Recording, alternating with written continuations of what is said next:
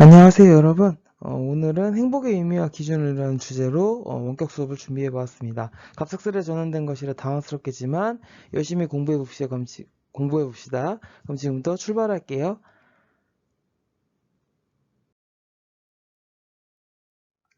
자, 오늘은 이제 성취 기준과 성취 수준을 소개하고요. 그 다음에 행복의 기준과 의미, 그 다음에 행복한 삶을 실현하기 위한 조건에 대하여 알아보고, 그 다음에 마무리를 해보도록 하겠습니다.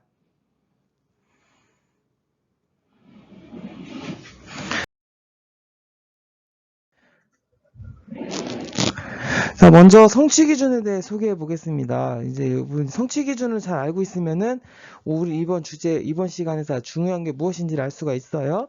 사례를 통해서 시대와 지역에 따라서 다르게 나타나는 행복의 기준을 비교하여 평가하고 삶의 목적으로서의 행복의 의미를 성찰한다. 그래서 행복의 기준이 시대적 상황과 지역적 여건 등에 따라서 어떤 공통점과 오타가 있네요. 죄송합니다. 어떤 공통점과 차이점이 있는지를 찾아내고 이들을 비교 평가함으로써 행복의 진정한 의미를 성찰할 수 있도록 한다. 그래서 중요한 거는 이제 행복의 기준이 무엇인가? 행복의 기준이 무엇인지, 그 다음에 행복의 조건에 대해서 오늘 알아봐야 됩니다. 이거를 염두에 두고 중요한 부분은 바로바로 체크하면서 이제 수업을 해보도록 하겠습니다.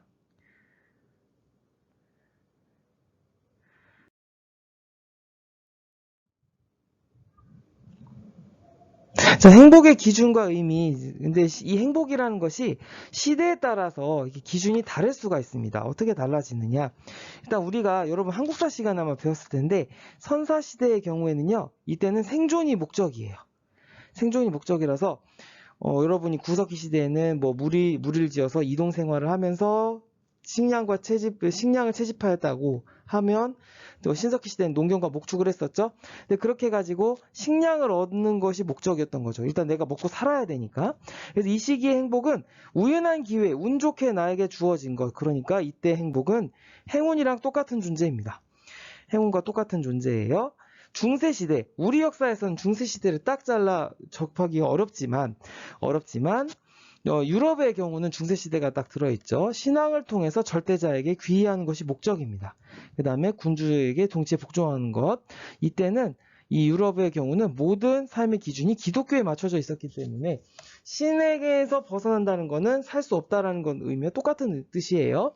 이랬던 것이 산업화 시대로 접어들면서 어떠하냐면 물질적 기반의 확보, 민주화에 따른 개인의 권리 보장, 산업화 시대로 접어들게 되면서 기계를 통해서 물건이 대량 생산이 가능해지면서 사람들이 이전보다 더 부유하게 살 수 있게 된 거죠. 그러면 사람은 그 이상의 가치를 생각하게 돼요. 나의 권리는 어떠한가? 내가 지금 올바르게 살고 있는 것이 맞는가? 그래서 이 시기에 주로 벌어졌던 것이 이제 여러분이 작년에 역사 시간에 배웠던 시민혁명 같은 것들이 이 시기에 발생을 하게 되는 거죠. 그래서 선사 시대에서 산업화 시대로 갈수록 행복의 기준은 점차 어떻게 바뀌고 있냐면은 내가 얼마만큼 행복하게 살고 있느냐. 주관적 만족감을 추구하는 방향으로 발전하고 있다는 걸 알 수가 있습니다.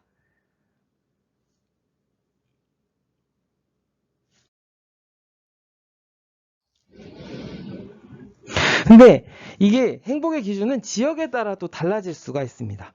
지역에 따라 달라질 수가 있어요. 전 세계에 200여 개가 되는 국가들이 있는데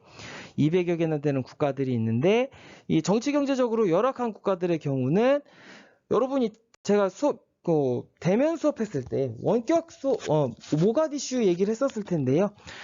정치적으로 불안정하게 되면 경제적인 발전도 그만큼 어려워지게 되고 사회도 불안정해지게 됩니다. 그래서 이러하게 정치 경제적으로 열악한 국가들의 경우는 1차적으로 정치적 안정, 그 다음에 경제적 발전이 필수여야 되죠. 반대로 정치 경제적으로 안정된 국가들의 경우는 어떠하냐면 이미 경제적인 성장이 어느 정도 완성된 상태예요. 그래서 국가가 어느 정도 부를 축적하고 있어요. 그렇지만 그 안에서도 소득의 격차가 존재하기 때문에 여전히 생활에 어려움을 겪는 사람들이 존재를 하고 있습니다. 그러니까 어떻게 소득의 불평등을 해결하고 여가 문화생활의 향유를 통해서 국민의 삶의 질을 향상시켜야 된다. 지금도 잘 살고 있지만 앞으로 더 잘 살 수 있도록 해야 된다라는 게 이래서 지역에 따라서 행복의 기준이 이렇게도 달라질 수 있다는 것을 보여주고 있습니다.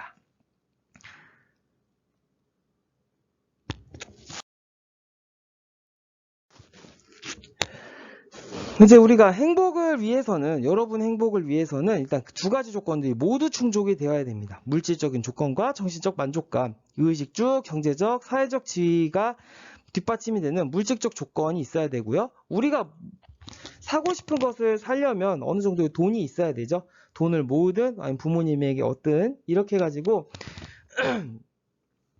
물질적인 조건이 뒷받침이 되어야 됩니다. 그렇지만 여기에 너무 매몰되다 보면은 자기 자신을 만족하기가 어려워지죠.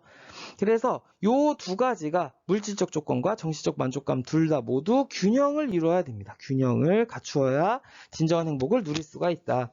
그러기 위해서는 평소에 내가 소중하게 생각하는 가치가 무엇인가? 가치관에 대하여 가치관, 그 다음에 자신의 삶에 대한 성찰, 내가 오늘 어떻게 생활을 했는가, 지금 내가 올바른 방향으로 살고 있는 것인가, 이거를 끊임없이 되돌아볼 수 있어야 됩니다. 그래서 우리가 이 행복 자체가 삶의 궁극적인 목적이잖아요. 삶의 목적. 우리가 열심히 공부한 이유, 제가 수업을 하는 이유도 멀리 바라봤을 때는 우리가 진정한 행복을 얻기 위한 것이죠. 그래서 진정한 행복을 얻기 위하여 내가 소중하게 생각하는 가치와 그 다음에 그동안 살아왔던 자기의 삶에 대하여 뒤돌아볼 수 있는 그런 삶의 자세가 필요하다고 볼 수 있죠.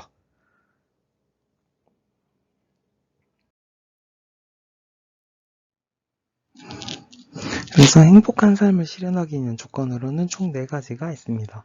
먼저 질 높은 정주 환경, 그 다음에 경제적 안정, 그 다음 민주주의 실현, 그 다음에 도덕적 실천 성찰하는 삶, 이렇게 4가지가 있는데, 먼저 정주 환경의 경우는 사람이 일정한 곳에 자리를 잡고 살아갈 수 있는 주변 여건과 상황을 의미합니다. 그래서 우리가 집을 구할 때에도 주변에 교통은 어떠한지, 상권이 있는지 이런 거를 주로 따져보잖아요. 그래서 이렇게 정주 환경을 고려하여 해야 되고, 그 다음에 더불어서 최근에는 지역 문화의 보존과 지속 가능한 생태 환경 조성의 필요성이 대두되고 있다는 점이죠. 그 다음에 경제적 안정, 물질적 조건 우리가 앞에서 얘기했다시피 인간이 행복할 수 있는 기본적인 토대입니다. 토대인데 최근에는 경제적 안정이 더불어 필요하다는 얘기죠. 부를 축적하고 있지만 반대로 이제 그 축적된 부가 사회 구성원들에게도 돌아갈 수 있어야 된다는 걸 의미를 합니다. 그 다음에 3번째로 민주적인 제도를 통한 정치 의사의 자유로운 표출이 필요합니다. 민원을 제기하거나 아니면 법안을 제의한다든지 이런 식으로 민주적인 제도를 통해서 자유로운 정치적 의사의 표출이 필요하고, 이것이 정책으로 시행될 경우에 행복감을 느낄 가능성이 높다는 얘기죠. 마지막으로 도덕적 실천과 성찰하는 삶이 필요합니다. 한마디로 얘기하면 역지사지의 마음가짐인데요. 자신과 우리 이웃에 대해 이해하고 다른 사람의 입장에서 상황을 바라볼 수 있어야 된다는 걸 의미합니다. 그래서 행복한 삶을 실현하기 위해서는 이 4가지 조건들을 꼭 기억을 해 두시기 바랍니다.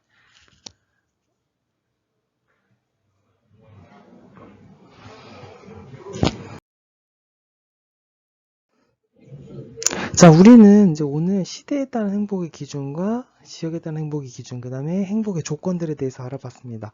시대에 따라서 행복의 기준은 처음에는 행운과 동일한 의미였다가, 두 번째는 이제 종교의 힘을 빌어서 종교적인 절대자 신에게 귀의를 하거나, 아니면은 군주의 그 통치에 복종하는 것이 행복이었다고 한다면, 이제는 주관적인 만족감을 추구하는 방향으로 발전하고 있다는 것이죠.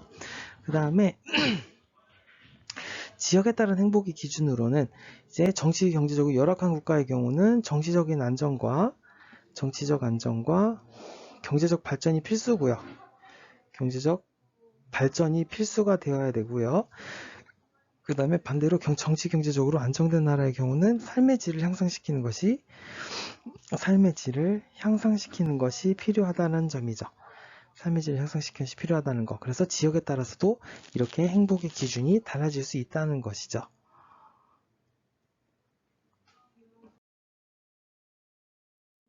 그 다음에 행복은 물질적인 조건과 정신적 만족감이 같이 이제 균형이 잡혀 있어야지만 진정한 행복을 이룰 수가 있다는 겁니다.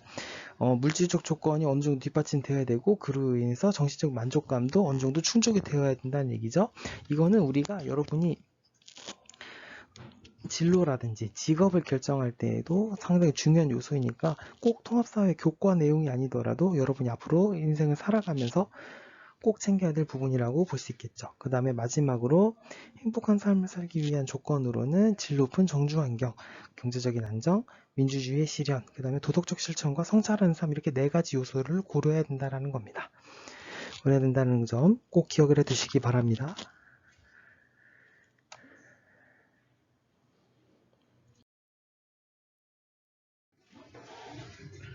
예, 오늘은 우리 행복의 의미와 기준에 대하여 알아봤고요. 다음 시간부터는 이제 자연환경과 인간이라는 주제로 이제 대단원명이에요.